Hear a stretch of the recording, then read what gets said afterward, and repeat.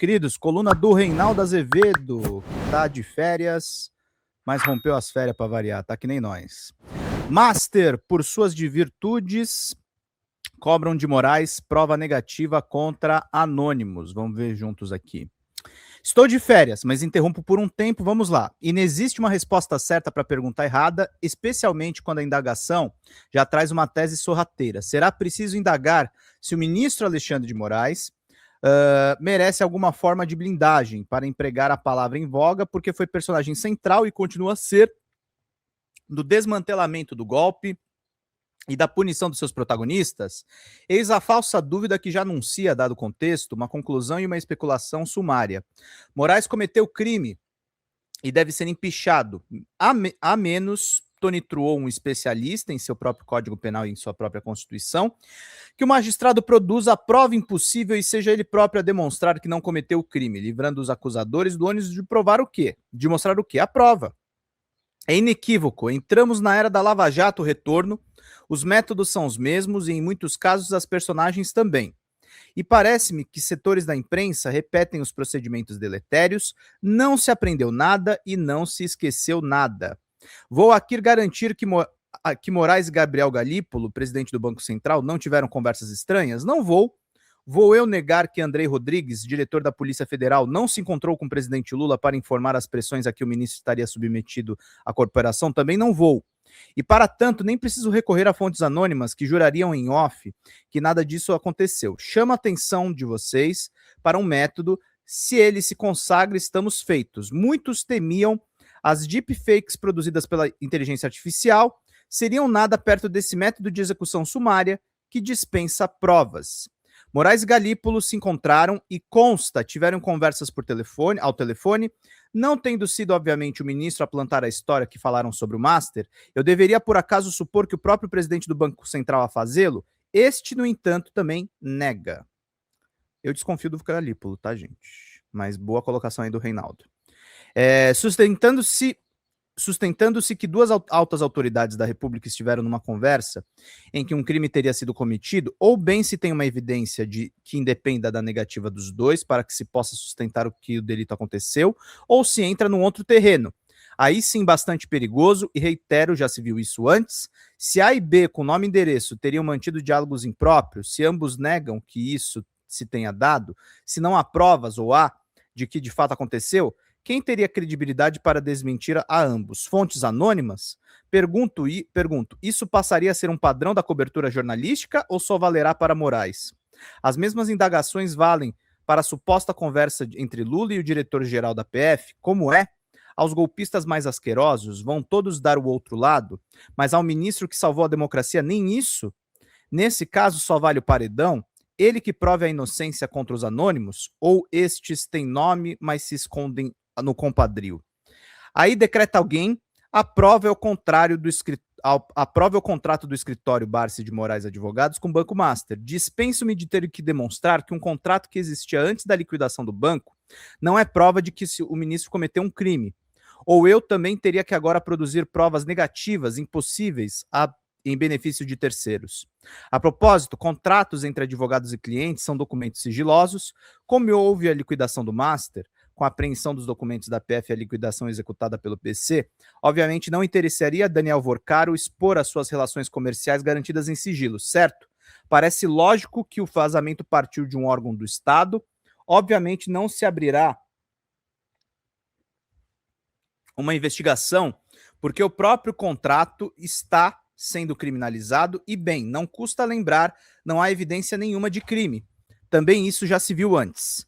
Moraes, um lobista incompetente, pelos frutos se conhece a árvore, não é? Então Moraes, poderoso como é, teria mobilizado o Banco Central para que se evitasse a liquidação do Banco Master. E, no entanto, a liquidação aconteceu. E o ministro não teria parado por aí. Também teria investido contra a Polícia Federal para tentar interferir no caso. E, no entanto, a operação aconteceu. Fez o esparramo no banco, Vorcaro foi preso e agora está com tornozeleira eletrônica em prisão domiciliar. Sim, claro, o fato do ministro ter sido eventualmente improdutivo em seus esforços não negaria em si a existência do crime, mas teria sido muito estranho que alguém com a sua experiência se deixasse flagrar em esforços tão incompetentes como inúteis, ainda que houvesse disposição para a ilegalidade. Será que em algum momento, inebriado pelo poder que lhe conferiu o embate com os golpistas, achou que realmente poderia fazer qualquer coisa? Essa é outra ilação silenciosa e perversa. Vamos pingar superchat, gente. Precisamos aí da ajuda de vocês para manter aqui o nosso trabalho. Impeachment e prova reversa. Moraes não está imune a nada que obrigue a lei só porque foi o personagem mais importante da preservação da democracia brasileira desde março de 19, quando se instaurou o inquérito 4781, o das fake news, espinha dorsal do enfrentamento nos golpistas. Mas é escandaloso que isso seja usado contra ele como uma estranha forma de, sei lá, como chamar, prova reversa, algo assim. Vamos demonstrar que esse cara, que de fato ele ter sido quem foi, não lhe dá todos os direitos. Bem, é claro que não há, mas creio que lhe deve ao menos ser assegurado o direito de não ter de produzir provas negativas contra fontes anônimas.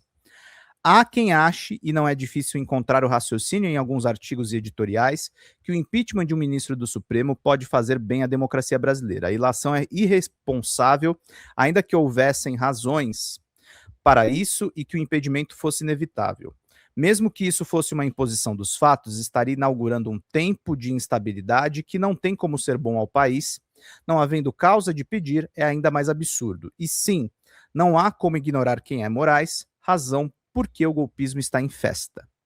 A cariação e mais um ineditismo. O ministro Dias Toffoli mandou fazer uma cariação no próximo dia 30 entre Vorcaro, o ex-presidente do BRB, Paulo Henrique Costa, e Ailton de Aquino, diretor de fiscalização do Banco Central. Vão tratar da compra, que não foi autorizada do Master pelo BRB, e uma suposta falsa carteira de crédito de 12,2 bilhões que o banco de Vorcaro teria tentado repassar à instituição pública. A dita cuja motivou a liquidação. Tanto o banqueiro quanto o ex-diretor do BRB dizem que o negócio não aconteceu. Vamos ver o que fala Aquino. Como não se trata de solipsismo das finanças, algo que só existe no mundo das sensações e das impressões, ou a operação aconteceu ou ela não aconteceu. Isso não é o gato de Schrödinger do mundo dos banqueiros. Há quem esteja atacando a decisão de Toffoli e não entendi por quê. A PF não pediu a cariação. Consultem a lei, por favor. Mais do que poder, o juiz tem, quando necessário, o dever de determinar a cariação de moto próprio. Encerro, não compactuei no passado com as condenações sem provas e não compactuo agora. Ah, isso que você diz não vale para o Bolsonaro e os golpistas? É claro que vale. Não vejo cerceamento nenhum, de nenhuma natureza, a que se negue livremente que o golpe tenha acontecido. No caso da citada Lava Jato, sei bem como. O que foi aquilo? Paguei com empregos e não me arrependo um único segundo. Se acham razoável que fontes anônimas, ao arrepio de qualquer prova, sustentem o que personagens das conversas negam ter acontecido, se acham que esse é um modelo sustentável de apuração só para demonstrar a Moraes que ele não pode tudo, se entendem que determinadas condenações prescindem das evidências, porque afinal sabemos muito bem quem são, então que sigam.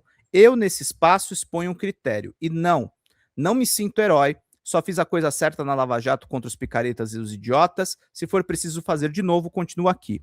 Moraes integrou aquela parte dos brasileiros que ousou enfrentar o golpismo, comeu o pão que o diabo amassou e sofreu graves restrições do imperador do norte, até vencê-las.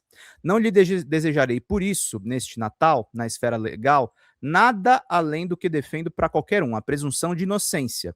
E lastimo que, por sua grande obra, exijam dele, com ainda mais furor, que produza a prova impossível. E também em razão de sua grande obra, que ele tenha um ótimo Natal e um 2026 exitoso. Desejo mesmo a todos vocês. Obrigado, Reinaldo. Assim entendo as coisas, havendo alguma grande falha nas minhas considerações no que concerne ao respeito às leis e à Constituição, façamos o bom debate. Volto às minhas férias, até interrompê-las. Fala galera da Folha TV, não se esquece de se inscrever aqui no nosso canal para assistir programas como Folha Notícias Manhã, Folha Notícias Noite, o nosso Folha Entrevista e o nosso Barzinho das Meninas. Muitas coisas bacanas a gente acompanha por aqui e a gente precisa muito, muito do apoio de vocês para nosso trabalho jornalístico, investigativo, de curadoria de conteúdo, com vocês ajudando no nosso Pix, folhademocrata@gmail.com, ou mandando superchats, valeu demais, e os recursos financeiros, tornando-se membro do nosso canal, no nosso curso de jornalismo básico para você ficar muito bem informado a respeito de tudo. Queridos e queridas, muito obrigado pela presença de todos vocês. Vida longa e próspera. Cuidem-se, cuidem dos seus e não esquece de se inscrever aqui na Folha TV. Até mais!